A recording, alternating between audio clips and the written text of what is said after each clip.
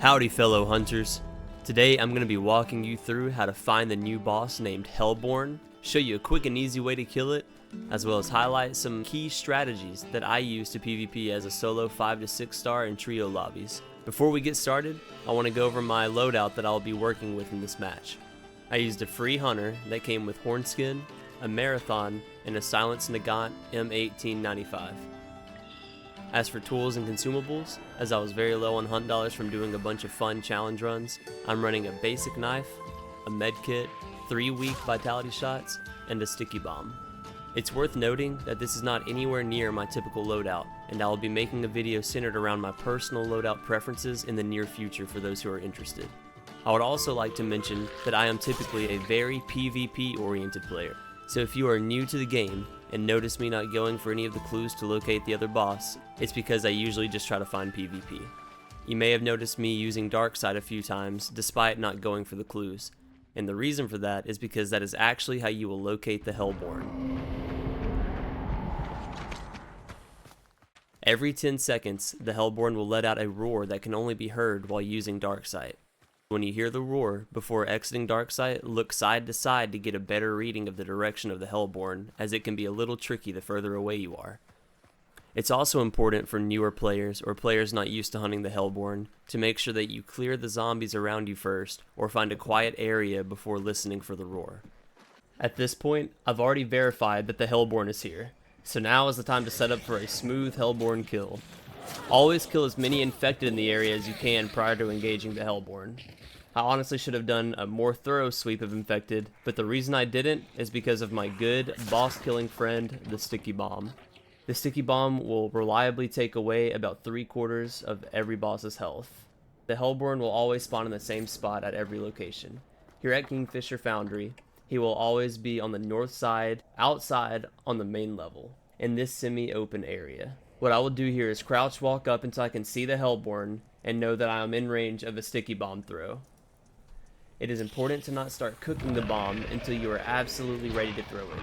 When the Hellborn hears it, he will aggro towards you, but also give you a brief 2 to 3 second window for you to line up your throw and release it. Once the Hellborn is stuck by your bomb, make sure that he does not immediately charge at you. The Hellborn is very fast, and with how long it takes a sticky bomb to detonate, it is possible for him to kill you with your own sticky bomb if he gets close enough. But as you can see here, he just stayed down there and started his main of his 2 attacks. During this attack, the Hellborn will throw 3 fireballs at you. You are fast enough to just strafe or continue moving in a straight line perpendicular to the Hellborn. Make sure there is not a wall or something directly behind you for the fireball to hit, as the blast will still hit you, and as you can see, it hurts.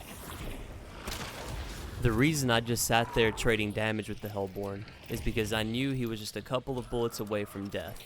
And the Hellborn is unlike any other boss in the fact that the second it dies, the killing team gets the full restoration effect without having to interact with the slain boss. When you use a sticky bomb, it kind of changes how you would normally fight a boss since it does so much damage. So I will briefly describe the other attack since we didn't get a good look at it here. The Hellborn will sprint at you, pause, and then explode, similar to an immolator, while letting out an eruption of fireballs that land around the area. So to dodge this, just run away, and pay attention to where the fireballs are landing. There are 2 important things to note here. The first, you still have to go retrieve the bounty token from where the Hellborn died. And the second is that it is possible for your boss kill to be stolen, and along with that, the restoration effect. I've walked up on many teams fighting the Hellborn, and with 1 bullet or well-timed grenade throw, ruined their entire match. I was originally only going to make a video for the Hellborn fight, but as I mentioned earlier, I love to PvP. So I hit up the resupply where I picked up the Berserker trait and some supplies before searching out my first victims. Here I was just looking for teams, rotating from layer to layer and listening for shots. Since I have the token, I appear on the map so other teams have a solid estimate of where I'm at, so I'm also just kind of making myself an easy target hoping to bait out a shot. When I finally hear shots and some horses, I run straight there.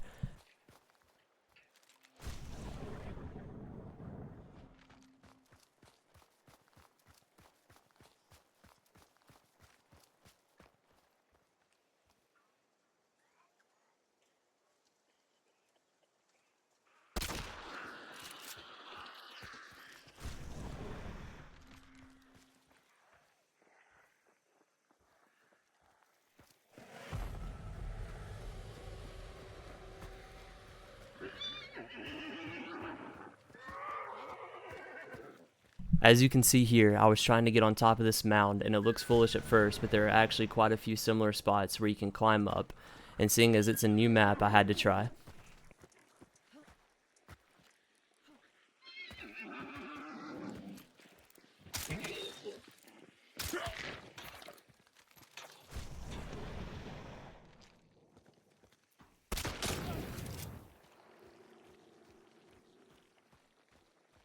This is a pretty typical 1v1 where we were both just ego peeking each other, but I trust my shot and peel his wig off real fast before taking his gun and moving on to the real fight. Once I arrived at the lair, I was spotted out pretty quickly thanks to them having their own tokens as well as mine making me appear on the map. So when I realized they were paying attention and trying to make a play on me, I implement my first bit of PvP advice, especially for solo players. And that is creating your own space. And what I mean by that is no one knows your playstyle better than you, so make sure you are fighting in an area that suits your strengths. For me, I like to fight where there are a lot of obstacles for me to isolate one or two members of a team into separate 1v1s. That to me makes fighting a team more manageable. So as you can see, I dipped back into the woods and found a few mounts that I can maneuver around in order to outplay them. Fair warning, this is a clusterfuck of a fight, so I'm just going to let you enjoy.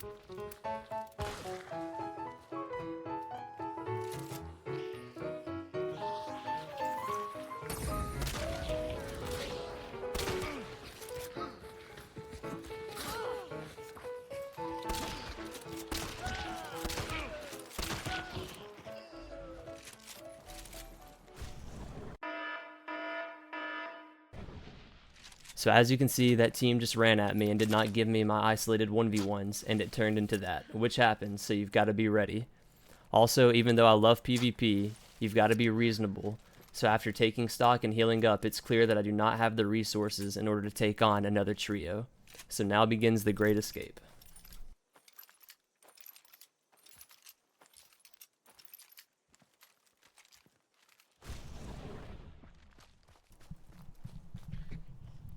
I try one last time to loot the bodies in order to get some meds back, but also to replenish my empowered dark sight.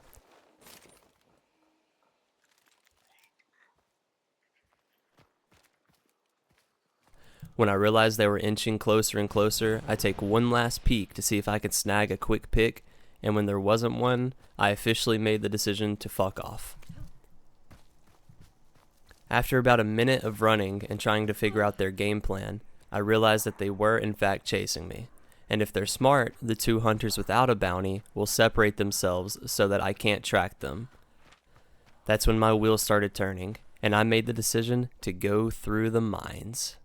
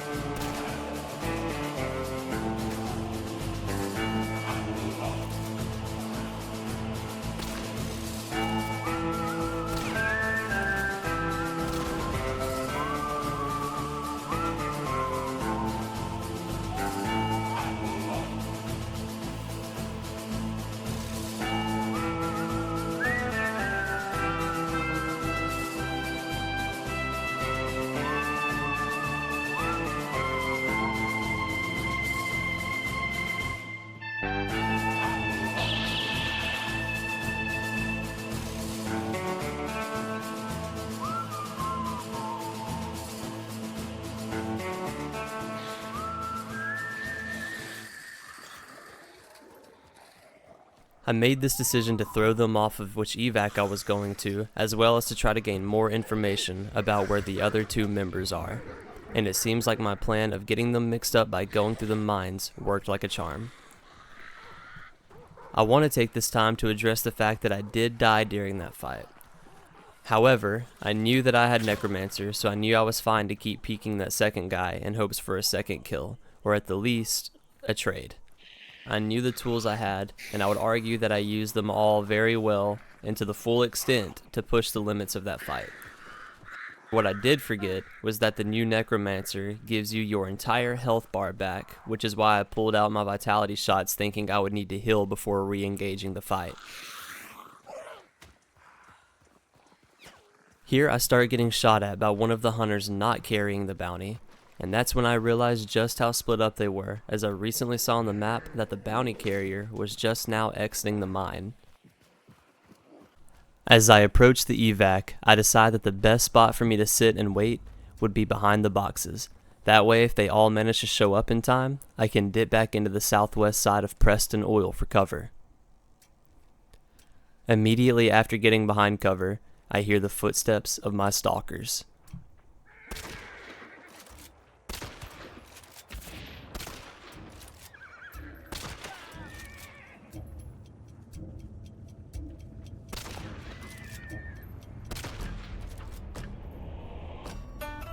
After feeding the crows one last time, I successfully evac before the other two could avenge their fallen friend. And there we go, a successful 2 bounty extract, 7 kills, and some hunt dollars for this poor old hunter to buy some real equipment for the next expedition. If you made it this far, please leave a comment about other videos you might like to see in the bayou or up in the mountains. Also, for anyone curious, here's a quick peek of my stats.